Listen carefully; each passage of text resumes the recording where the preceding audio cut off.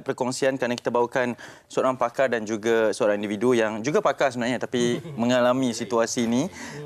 Kita perkenalkan Dr. Azmi Abdul Rashid, pakar perunding neurologi Hospital Pakar KPJ Damansara dan juga Rawang. Doktor, Assalamualaikum. Selamat pagi. Terima kasih kerana sudi bersama kami dan juga Profesor Madya Dr. Narizul Adib Kadri, pengarah Pejabat Komunikasi Korporat Universiti Malaya dan juga turut bersama kita berpagi. Doktor, terima kasih. Dan topik kita kelumpuhan wajah, apakah puncanya? Kan kadang-kadang bila kita melihat kepada baru-baru ni ramai yang berkongsi keadaan mereka. Dia secara live kan dan mungkin beri impak sebab ada artis lah kan yang berkongsikan keadaan itu, tapi sebenarnya perkara ini dah lama. Cuma mungkin tidak begitu dekat dengan kita sebab tak ramai yang mengalami situasi ini, doktor. Apa punca utama menyebabkan jenis-jenis kelumpuhan wajah ini boleh berlaku terhadap seseorang itu?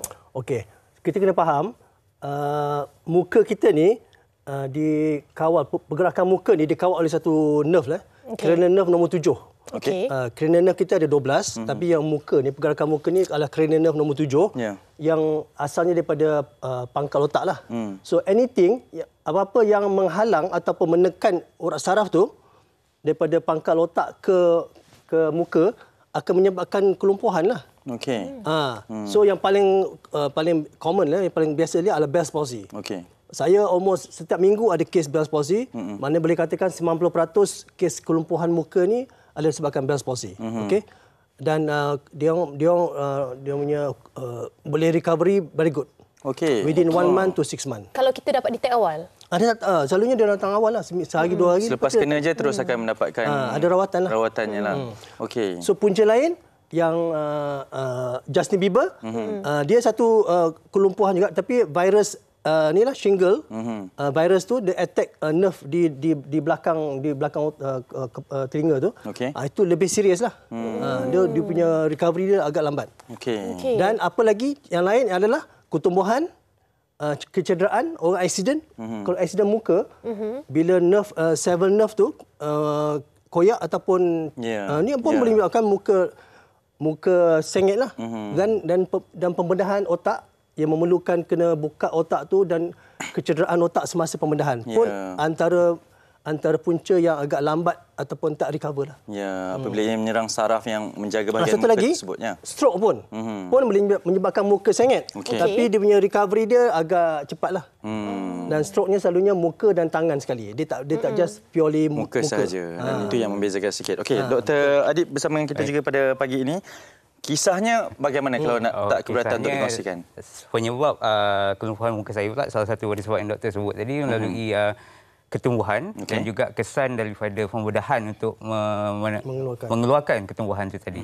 Dan risiko kelumpuhan memang telah diterangkan kepada saya sebelum pembedahan itu lagi.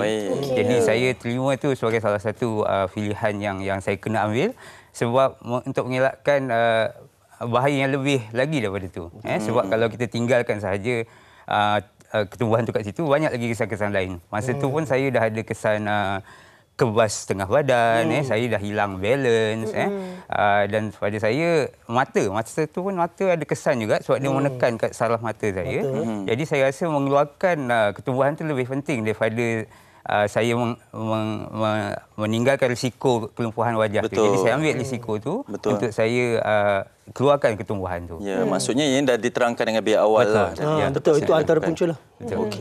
Okey, bagaimana untuk kita faham keadaan ataupun situasi mereka yang alami sendiri, doktor, kan? Sebab mungkin fasa itu akan beralih daripada lancarnya perkataan, pergerakan dan sebagainya, kan? Sehinggalah ke sekarang ini dah seperti normal lah dianggap pergerakan dan sebagainya. Betul. Satunya macam saya terangkan tadi, risiko itu dah terangkan lebih awal. Jadi masa itu pun saya masih waras lagi untuk saya terima pemahaman, penerangan mengenai risiko itu. Jadi saya terima satu. Dan keduanya, sejurus lepas pembedahan itu sebenarnya kami semua pesakit yang macam saya ni ada fasa rehabilitation, fasa pemulihan. Pemulihan ni keseluruhan daripada fizikal, pertuturan, cara makan dan sebagainya. Jadi saya dah melalui fasa tu dan saya telah lulus semuanya lah dari segi untuk kembali bekerja. Dipanggil return to work punya assessment. Saya lulus benda tu. Jadi tak ada masalah. Mungkin ada kekurangan dari segi fizikal di mana nampak kelumpuhan muka orang saya. yang pertama orang akan tengok yang tu kan. Betul. Tapi dari segi penilaian perubatan, dari segi untuk penilaian saya kembali bekerja, semua saya lepas. Berjalan, walaupun tadi saya cakap ada masalah mengenai balance dan sebagainya, itu pun dah lulus. Bercakap lulus. Walaupun saya tak boleh sebut beberapa konsonan macam V, B, F saya tak boleh sebut. Tapi Sukar, ya. dari segi penilaian untuk bercakap tu saya lulus. Dari segi makan pula saya tak boleh minum guna straw. Tapi sebab ada lawatan pemulihan tu dia ajar. Kita adapt lah. Kita ubah sikit cara kita minum, makan. Kalau makan benda berkuah tu saya dah sediakan tisu kat sebelah contohnya. Jadi perkara-perkara macam tu dah terbiasa. Jadi penerimaan untuk diri saya sendiri juga, kalau boleh saya jawab soalan tu, ialah saya tak ambil masa yang panjang lah sebab saya melalui proses tu dengan baik dan selebihnya hanyalah saya cuba adapt dengan keadaan sekeliling.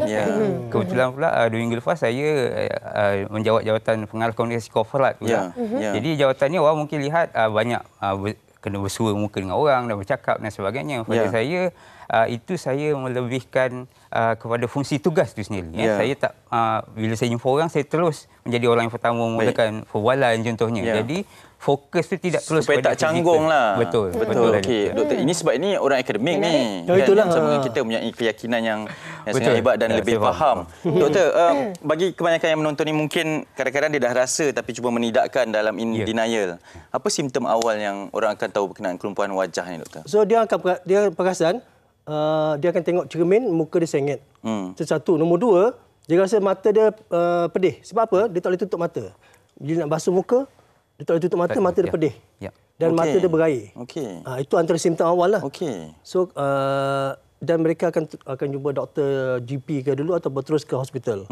Itu antara awal lah. Okey, doktor, macam ada kaedah-kaedah yang dikongsikan juga di media sosial kan bila mereka ni ada wajah yang tidak sama, simetrinya dan sebagainya. Ada kaedah tradisional, rawatan, urutan dan sebagainya. Apa komen doktor sendiri untuk mereka yang mengambil pendekatan ini untuk langkah pertama mendapatkan rawatan? Okey, kalau Bell's palsy, kalau ramsihan tu memang kena ada ubat-ubatan. Kalau traditional medicine tu boleh tapi lambatlah dia recovery dia. Ataupun mungkin tak baik. So memang kalau ada jangkit Bell's palsy dengan ramsihan ataupun even stroke, ada rawatan dia. Recovery dia is almost 90 to 100%. So kalau dia tak buat rawatan tu maknanya maksudnya ke hospital dululah. Yang alternatif tu kemudian begitu. Alternatif boleh along the way. Maksudnya bila dah jumpa doktor, lepas tu boleh pergi ward, pergi akupuncture ke, boleh lah. Maknanya kita combine lah. Okey, Dr. Nahrizul Adib ni orang akademik ni yang memegang jawatan komunikasi korporat. Yalah, kita faham macam kita cakap image tu mungkin antara yang pertama diperkatakan juga kan. Dengan adanya sebegini, keyakinan sebegini, dengan kejaya sebegini. Jadi ianya bukan penghalang doktor bukan penghalang sebab saya daripada awal ini mungkin juga kelebihan diri saya. Saya selalu fokus pada kelebihan apa yang kita ada. Saya dengan pelajar-pelajar saya pun, dengan rakan-rakan pun, saya selalu tekankan kalau kita fokus pada apa yang kita tak ada, banyak kita tak ada. So why not kita fokus apa yang kita ada. So kalau pada Hanif atau yang lain tengok Instagram saya memang tak ada halangan untuk tunjuk muka saya sengit sebelah, tapi ada contohnya gaya bergambar yang kita boleh nampak agak normal. Jadi kita tak fokus ke situ. Kita faham benda fizikal ni adalah something yang visual, orang nampak dulu. Jadi kita bukanlah nak menidakkan kita ada benda tu, tapi kita cuba teroka benda lain yang menunjukkan kita ni sebenarnya lebih kurang sama je. Sebab macam angle ambil gambar saya ni, saya selalu cakap angle saya daripada sini, dan kalau saya buat muka macam serius sikit, dia nampak macam normal je. Jadi saya ada cara dia. Dia ada cara dia. Kan? Jadi, selain daripada nak mempamerkan kepada orang ramai, sebenarnya untuk meningkatkan keyakinan diri kita sendiri juga. Anim pun ada angle dia juga, doktor. Ada, mesti. Satu duduk macam ni je. Okey, doktor. Kita nak tanya juga, macam keadaan sekarang ini, bagaimana untuk kita memastikan faktor utama, macam tadi kan kita ada sebutkan, faktor utama dia mungkin stres yang menyebabkan boleh berlaku keadaan kesihatan atau kondisi kesihatan kelumpuhan wajah ni. Bagaimana untuk kita mengetahui faktor-faktor lain yang boleh juga menyebabkan lifestyle kita, keadaan kita dengan kehidupan kita yang boleh menyebabkan selain daripada kondisi-kondisi operation dan sebagainya lah. Tapi sebenarnya tidak ada risiko sebenarnya. Benda tu jadi dengan agak tiba-tiba. Siapa yang tak ada penyakit pun dapat benda ni. So tak ada benda yang kita kena. Maknanya healthy lifestyle tu, kehidupan sihat tu memang kena buat lah. Tapi walaupun ada orang diabetes yang ada risiko, tapi tak semua orang diabetes dapat kena. Mereka yang ada komorbid adalah berisiko tinggi untuk... Tak juga. Tapi pesakit saya lebih yang... Ada yang normal pun ada, yang diabetes pun ada, ada yang mengandung pun ada. So jadi sebab commonnya macam jadi kalau kita nak ini semua kehendak Allah lah. Ketentuan lah. Tak boleh nak kata benda ni tak jadi boleh nak spesifik lah kan. Tak boleh. punca dia. Ini saya punya own opinion lah. Okey. Ada juga mereka yang mengandung, lepas tu memang terjadi masa mengandung saja kan? Betul lah. Betul. Okey, disebabkan mungkin sarafnya juga. Itulah kalau Bell's palsy tu, bila dalam keadaan mengandung, semua badan mengembang kan. Dan mungkin nerve tu dia inflammation dah agak sempit lah.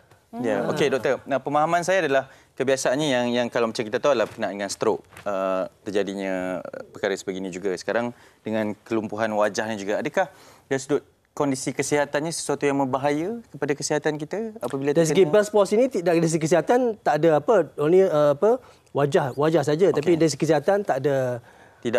Kalau Bell's palsy hanya muka saja, dia tak melibatkan anggota lain. Satu orang selalu jumpa kita pakar sebab nak pastikan ini stroke ke tak. Tapi bila kita buat physical examination, tidak ada lain anggota yang terlibat. Maknanya orang-orang saraf lain semua bagus, blood pressure semua bagus, so kita confidently say this is Bell's palsy lah. Tapi yang Ramsay-Hunt tu, the only thing yang memastikan Ramsay-Hunt syndrome tu adalah dia ada cecair dekat telinga ni. Itu membezakan. Itu virus tu lah. Virus dia akan cecair di telinga ni dan sakit. Itu dia ada possibility untuk jadi lagi bagi mereka yang dah pernah kena? Selalunya tak lah. Baik, Dr. Adib, kalau boleh sedikit pesanan kepada mereka yang mungkin kurang keyakinannya apabila terkena sindrom sebegini. Terima kasih Hanif. Untuk saya pula, secara asasnya saya suka mengajak semua orang untuk cuba mencari apa kelebihan yang kita ada. Macam saya cakap tadi, kalau cari benda yang tak ada memang akan jumpa. Banyak yang tak ada. Kurang handsome. Banding Hanif memang kurang punya. Jadi kita cari apa yang ada. Sekurang-kurangnya hari ini saya pakai lagi smart pada Hanif. Contoh. Jadi setiap hari sebelum kita pergi kerja, sebelum kita pergi sekolah, tengok cermin dulu. Kita tengok hari ini aku akan buat yang terbaik untuk diri aku. Dan kekurangan yang Allah bagi ini ada hikmahnya satu hari nanti. InsyaAllah. Itu dia. Terima kasih banyak-banyak kita ucapkan Profesor Madya Dr. Nahrizul Adib Kadri, Pengarah Pejabat Komunikasi Korporat Universiti Melaya, dan juga Dr. Azmi Abdul Rashid, Pakar Perunding Neurologi, Hospital Pakar KPJ Damansara dan juga Rawang. Boleh cari KPJ Damansara ni ada, doktor? Ada. Silakan. Ada, doktor. Nanti kita jumpa lagi insyaAllah. Terima kasih kerana sudi pandangan kami.